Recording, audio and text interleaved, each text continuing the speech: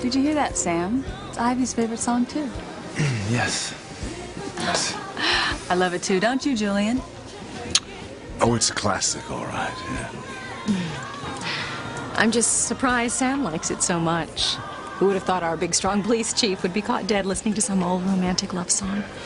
Actually, I don't really listen to it much anymore. Oh, but you used to. As a matter of fact, it was playing on the jukebox for our very first date. I will never forget the expression on Sam's face as he listened to it. Really? Although I reminded him of it the other day, and he said he didn't remember. I remember everything about my life. Even things that happened many, many years ago.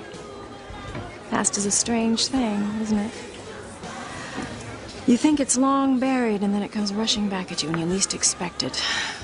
Making old memories seem like they happened just yesterday.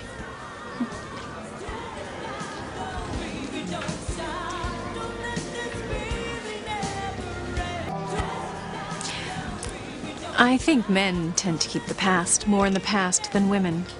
Don't you, Grace? Well, I really couldn't say about most men, but I do know that Sam has the best memory of anyone I know.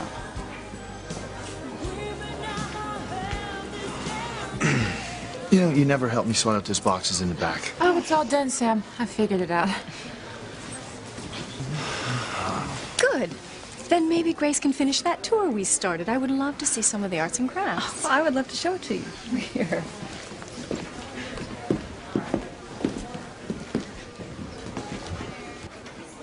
Well, now this is really quite a lovely piece. Yes, and it was made by the woman standing right behind you. Oh, I should have known. Pilar. It's divine. Thank you, Mrs. Crane. It is by far the nicest piece on this table. Oh, don't tell me I've just made a horrible blunder, didn't I? You made something on this table, Grace. Yes, well, I made this Afghan. Did you? I know, it's kind of bright, isn't it? I hadn't noticed.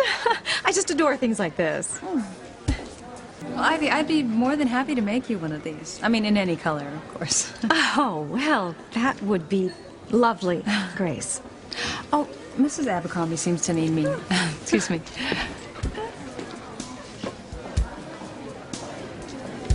Can you imagine me wanting one of those in my house, Pilar? Really, have you ever seen anything in such bad taste? I wouldn't know anything about that, Mrs. Crane. But I do know that Grace is very well liked in Harmony. Really? Everyone loves her, and her Afghans they sell out in her shop. They're very cheerful in the wintertime. In fact, I can't imagine anyone saying anything bad about Grace Bennett. Thanks for filling me in, Pilar. Mrs. Crane, if I could say something else. Of course. It was very nice of you and Mr. Crane to come tonight, but I don't think anyone expects you to stay any longer. Is that a hint for us to go, Pilar? Because I'm having far too good a time. No, it's just that you have such a busy schedule tomorrow. Pilar's right, darling. In fact, I tapped my watch quite a while ago, and you know perfectly well that's a signal for us to leave boring events like this. No offense, Pilar, I just have never known my wife to enjoy slumming quite so much. If you'll excuse me. Oh, Julian, how could you? Oh, what grievous offense have I committed now? Pilar may pretend not to mind that boorish comment, but I certainly do. Now, please. You have to admit that this flea market is by far the tackiest affair we've ever been made to endure. Harmony is still our town. We control or own most of it. This little tirade wouldn't have anything to do with Ethan, would it? So what if it does? Our son's future is tied to this town, and I want people to have a better opinion of him than they do of you or your father. Please, I will leave when I am good and ready. I still have a few things to accomplish here this evening. And what, pray tell, would they be? Grace, how long would it take you to make me one of those lovely Afghans? Just what is she up to? You do not want to know, Mr. Crane.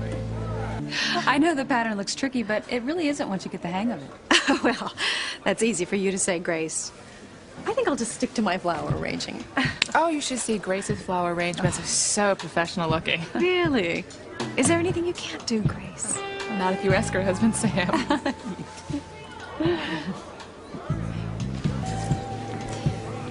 If you ladies would excuse me, I just remembered a phone call I have to make. Of course.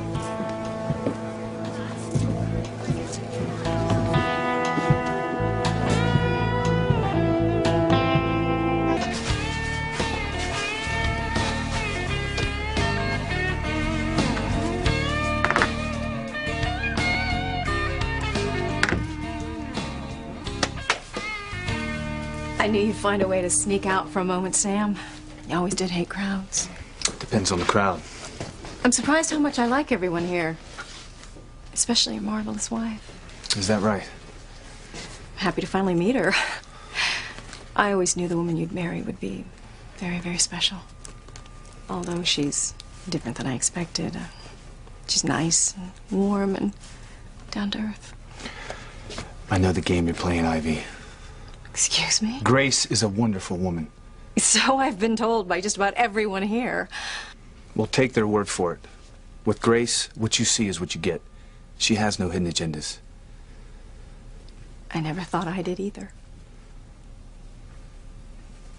Well, we all learn from experience that people aren't always what they seem to be. But Grace is. Don't play games with her. What makes you think I'm going to... Thank you for coming to the event, Mrs. Crane. It meant a lot to my wife. I'm sure we won't see you again till next year. And if we don't see you then, well, good luck.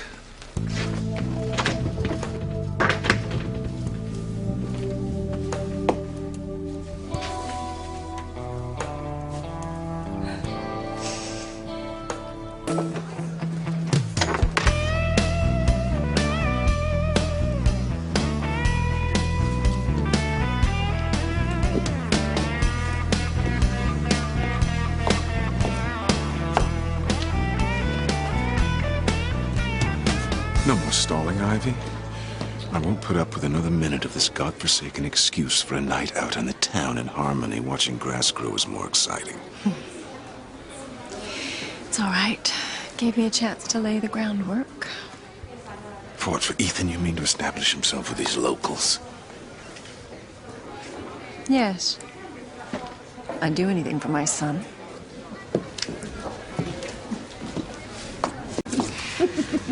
I'm afraid we have to leave.